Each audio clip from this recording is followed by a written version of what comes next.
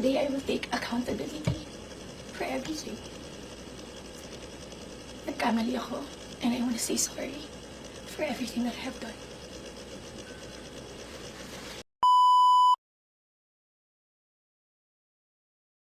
It all started last June of 2024.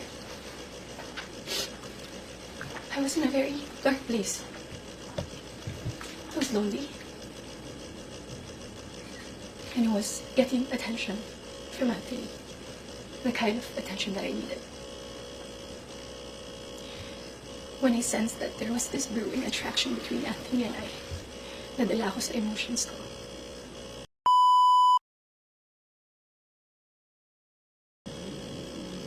I wasn't really able to simmer down.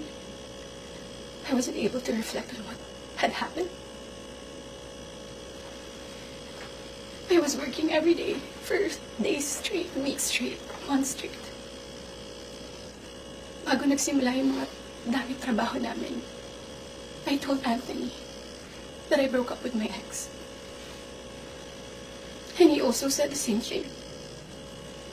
I was working every day, at sa lahat ng trabaho na yun kasama ko si Anthony.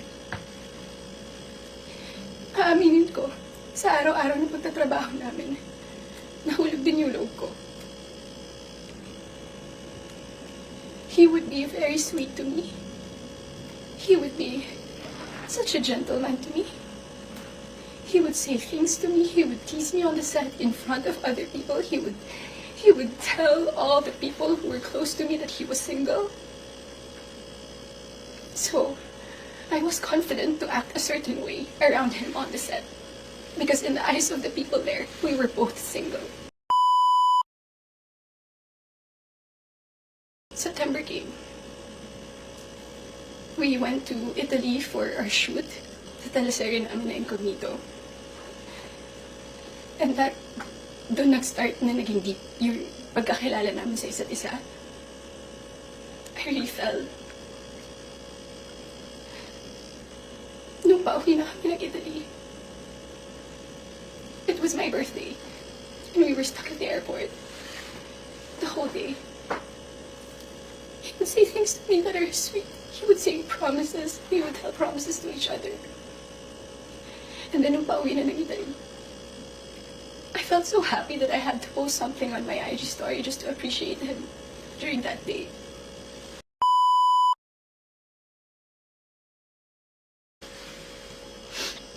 And then pagka-uwi ko, I think that the next 2 days, I saw a post or reposts ni Jam on TikTok. Nakita ko lahat yun. And at that time, yung time frame na yun, nasa screenshots din na nangamusta ako. I said, kamusta si Jam? Nangamusta ako kay Jam. It wasn't because dahil alam ko na sila pa. Dahil alam ko na she was going through something and Anthony had to take care of her. But at that time, nagtatrabaho pa rin kami and he would still be the same way to me. I would ask him, God knows I asked him, nagkabalikan ba kayo? He said no. Do you still love her? He said no. He would say things na ako yung gusto niya and all. I really asked him so many times. And then the first wave of bashing on TikTok. Masakit yun para sa akin. I asked him, when are you gonna release a statement na wala na kayo? When? Because in the eyes of the public, you were taken.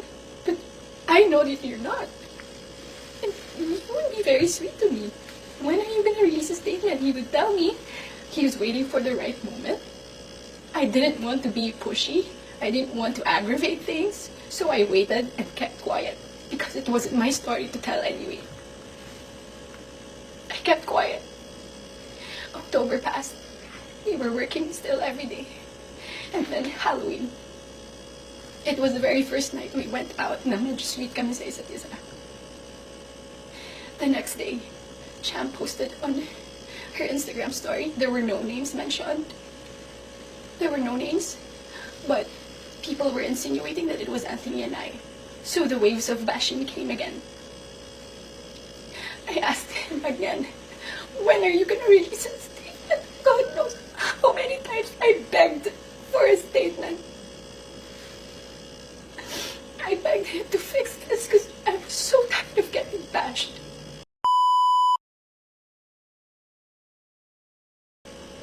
The screenshots. When I read it, it was 10 p.m. on a Tuesday night. When I read it, I was gutted. I was shocked. I'm truly embarrassed.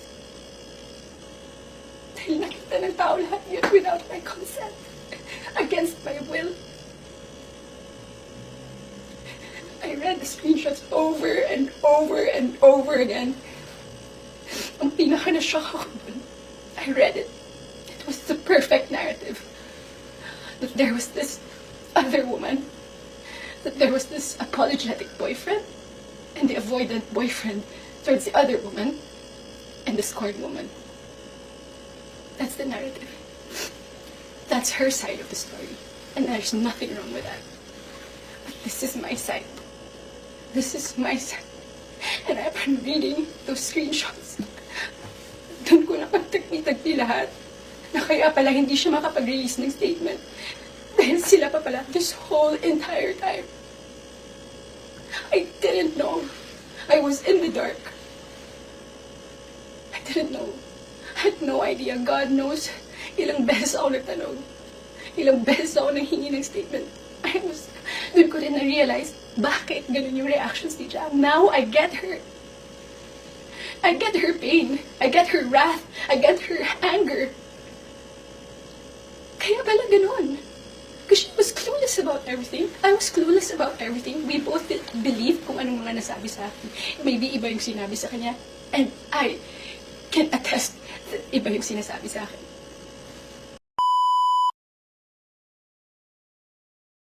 So to the public, I am sorry that you got to see that very intimate side of me.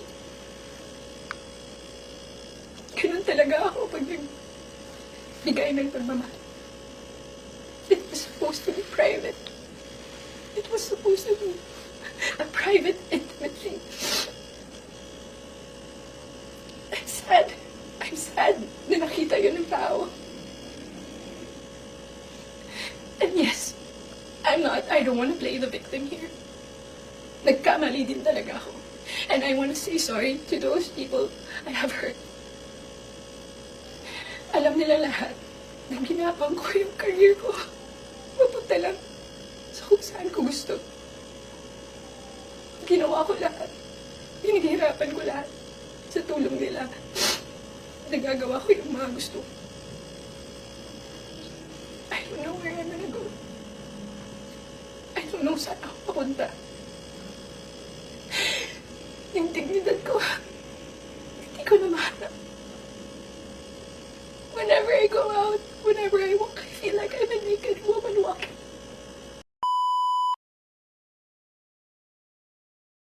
Tuloy pa rin ako. Tuloy pa rin ang laban. Magtatrabaho pa rin ako kahit mahirap. Hindi pa rin namamatay yung apoy sa puso ko. I'm still looking for that little girl inside of me. It's hard to look for her now, but someday I get to find her and I will be able to hold my shadows.